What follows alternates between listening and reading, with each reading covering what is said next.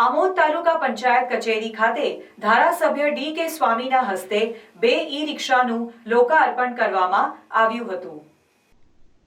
આમોદ તાલુકા પંચાયત કચેરી ખાતે ધારાસભ્ય ડી.કે. સ્વામીના હસ્તે 2 ઈ-રિક્ષાનું લોકાર્પણ કરવામાં આવ્યું હતું। સ્વચ્છ ભારત મિશન યોજના અંતર્ગત ડોર ટુ ડોર ઘન કચરાનો નિકાલ કરવા માટે આમોદ તાલુકાના ચકલાદ તેમજ ઓછણ ગામમાં ઈ-રિક્ષા આપવામાં આવી હતી। ધારાસભ્ય ડી.કે. સ્વામીએ ઈ-રિક્ષાને ફૂલહાર ચઢાવી સરપંચોને ચાવી અર્પણ કરી હતી। આ પ્રસંગે ધારાસભ્ય ડી.કે. સ્વામીએ મીઠાઈ ખવડાવી હાજર લોકોનું મોઢું મીઠું કરાવ્યું હતું।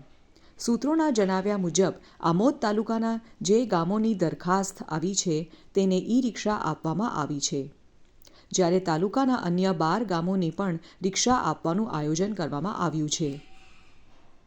આ પ્રસંગે આમોદ તાલુકા વિકાસ અધિકારી એમ.આઈ. પરમાર, તાલુકા પંચાયત પ્રમુખ હેમાબેન પરમાર, આમોદ તાલુકા ભાજપ પ્રમુખ વિમલ પટેલ, મહામંત્રી ડૉ. પ્રવીણસિંહ રાઉલજી, દીપક ચૌહાણ સહિતના હોદ્દેદારો ઉપસ્થિત રહ્યા હતા।